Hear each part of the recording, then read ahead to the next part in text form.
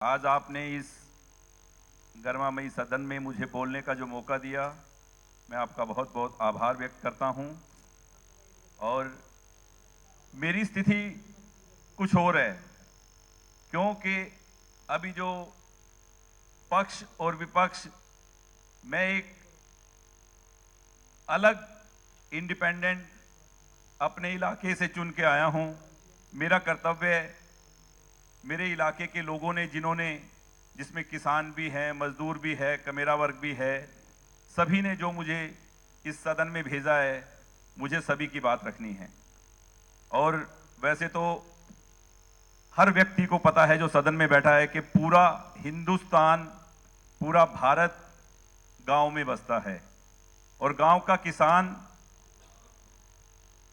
अगर गांव का किसान सरकार हितैषी ना होता तो दोबारा ना तो हरियाणा में और ना इस देश में मेरे को लगता है सरकार आती। रही बात विपक्ष की, वो अपनी बात बहुत अच्छे तरीके से सरकार के सामने रख रहे हैं कि किसानों का ये होना चाहिए, एमएसपी होनी चाहिए, जमीन ले रहे हैं, वो कह रहे हैं नहीं ले रहे। तो मैं कह रहा हूं कि ज्यादा वक्त दूर नहीं है। अगर किसान आज इतना समझदार भी है, अगर उनको लगेगा कि हमारा ये कानून हमारे हितैषी नहीं है, तो क्या दोबारा वोट नहीं होंगे? 3 साल बाद फिर वक्त आएगा। पर आज इस सदन के अंदर जो सरकार इस पूरे प्रदेश के लिए कार्य कर रही है, देखो, मुझे अभी बाहर कुछ लोग मिले, बोले भाई तेरा तो भारतीय जनता पार्टी ने तेरी तो सपोर्ट ही नहीं ली। नहीं, मैंने अपने दिल से जो सरकार हरियाणा में है, जिन्होंने मुझे चुन के भेजा है, उनके लिए मैं हरियाणा की सरकार के साथ हूं। क्योंकि मेरा कर्तव्य बनता है, हर व्यक्ति का जो यहां बैठा है सदन में, उनका कर्तव्य है कि जिन्होंने इनको यहां सदन में पहुंचाया है, उनके विकास की ये बात करें, उनके कार्य की बात करें, चाहे वो किसान के रूप में है, चाहे किसी वर्ग के रूप में है। देखो बहन जी, पैसा हर इंसान कमाता है। नहीं, जिसने भी कही है मैं उसको बता दूं, मेरे सामने खड़ा होकर बोल ले, कोई बहस कर ले, आ जाओ, मेरे को क्या दिक्कत है। आप आगे देखो शकुंतला जी, हेलो आगे पीछे सब तरफ, चारों तरफ वो करते रहे। अध्यक्ष साहब सीट पर बैठिए, सीट पर बैठो आप अपनी। देखो, नंबर मेरे सरकार ने सारे, नंबर मेरे सरकार ने सब देखे हुए हैं। आज नहीं, बहुत साल पहले मेरे नंबर देखे हुए हैं सरकार ने कि मेरे पास 1 नंबर है, 2 नंबर है। वफाएं इंसान के खून में होती हैं साहब, वरना बंदे तो सारे खाक के हैं। हमारे खून में वफाएं हैं कि जिसका साथ दिया उसका साथ निभाया। और रही बात मेरे इलाके की जनता की, मैंने मुख्यमंत्री जी से एक मांग रखी थी जो कि सभी के लिए जरूरी था। नहीं, पूरी मेरी पहले हो चुकी, मैं धन्यवाद कर रहा हूं। सिरसा में मैंने मेडिकल कॉलेज के लिए बात रखी थी, जो मुख्यमंत्री जी ने, देखो ये हर व्यक्ति के जरूरत की बात है। आप पार्टी की बात कर रहे हैं, किसान की बात कर रहे हैं, और के अभी भाई कुंडू साहब जी ने बोल ही दिया कि भैया आपको मालूम ही है, आपके पास 30 है तो फिर ये ढकोसला क्यों। मैं बात कर रहा हूं सच्चाई की, कि हर व्यक्ति को जिस चीज की जरूरत है, उस मेडिकल कॉलेज के लिए जो आज 50-60 सालों से कितने लोग सिरसा के कहां किस किस पोस्ट पे रहे, पर सिरसा शहर को नहीं दिया। आज हमने मुख्यमंत्री जी के आगे मांग रखी, उन्होंने तुरंत उसको पूरा किया। तो मैं बहुत बहुत धन्यवाद करता हूं और ये रिक्वेस्ट भी करता हूं कि उसको जल्द से जल्द शुरू करवाएं।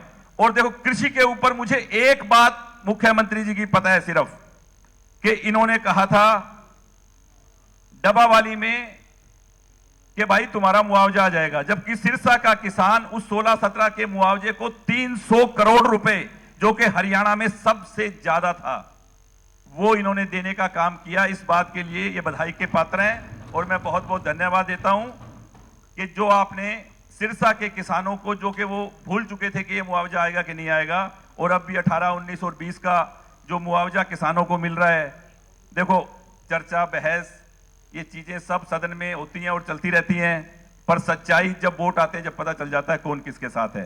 तो सच्चाई भी सबको मालूम है कि प्रदेश की जनता, कल की बात बताऊं आप सभी साथियों को, मेरे दफ्तर में परसों कुछ लोग आए, आंदोलन के लोग हैं, हमें ज्ञापन देना है। उन्होंने कहा जी वो अभी सुबह सुबह हरिद्वार नीलकंठ से आए हैं और आप आधा घंटा रुको तो उनको बुला लेते हैं ऑफिस में, वरना आप घर जाके दे दो। उन्होंने कहा नहीं, आप हमारा ज्ञापन यहीं ले लो और हम जा रहे हैं। कल कुछ लोग मेरे ऑफिस में आए, मैं सिर्फ आंदोलनकारियों की बात नहीं करता, उनका हक है, पर उनके अंदर जो ब्लैक शिप है, मैं उनकी बात कर रहा हूं।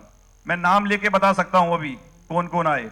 उन्होंने कहा कि कल जो लोग आए कि एमएलए साहब को बुलाओ, विधायक जी को बुलाओ। उन्होंने कहा कि गरीब कन्याओं की शादी है कुटिया में, और मैं एक्चुअल में फेरों के ऊपर बैठ चुका था। हमने कहा था कि आसपास की जितनी भी कन्याएं हैं, क्योंकि वो एक ऐसा स्थल है, वहां करीब 500-700 लड़कियों की, 800 लड़कियों की शादी हम करा चुके हैं।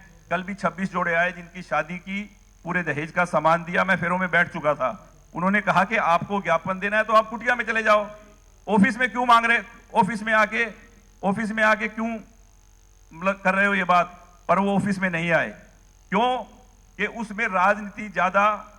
उनके अंदर एक इनेलो का अध्यक्ष जोधका गांव का, एक व्यक्ति रानिया का, जो कि कांग्रेस पार्टी से संबंधित है, जिसके ऊपर टाटा के 10 केस हैं, वो कहता है कि यहीं बुलाओ। अरे वो भी तो गरीब लोगों की मदद कर रहे हैं, बोला उन्होंने, पर उनको कोई मतलब नहीं था। तो ऐसे आंदोलनकारियों के बीच में किसान हिंदुस्तान का, हरियाणा का बहुत बोला वाला है। उनको बरगलाने की जो बात है, ऐसे लोग जो उनको बरगला रहे हैं, वो बिल्कुल गलत है।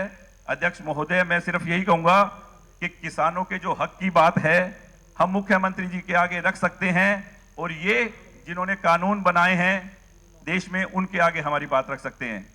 और जिन्होंने कानून बनाए हैं, जिनको हरियाणा और देश की जनता ने, जहां भारत बसता है, सबसे ज्यादा वोट दिए हैं, तो मैं नहीं समझता कि वो उनके लिए गलत कानून बनाएंगे। ये नहीं हो सकता, नहीं हो सकता, नहीं हो सकता।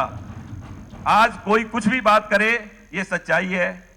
देखो, हर इंसान का, हर पार्टी का फर्ज है, वो अपना कर रही है। और आज आपने मुझे मेरे शहर के लिए बहुत सी बातें हैं, बहुत सी मांगे हैं जो इन्होंने पूरी की है। मैं ज्यादा वक्त नहीं लेते हुए सदन का बहुत बहुत धन्यवाद करता हूं मुख्यमंत्री जी का। और मैं तो पहले ही बोल चुका था कि मैं मेरी सिरसा की जनता के लिए मुख्यमंत्री जी के साथ हूं, क्योंकि उसमें किसान भी है और दुकानदार भी है और हर व्यक्ति है, और मैं इनके साथ हूं, और आज भी कह रहा हूं कि मैं इनके साथ हूं। धन्यवाद।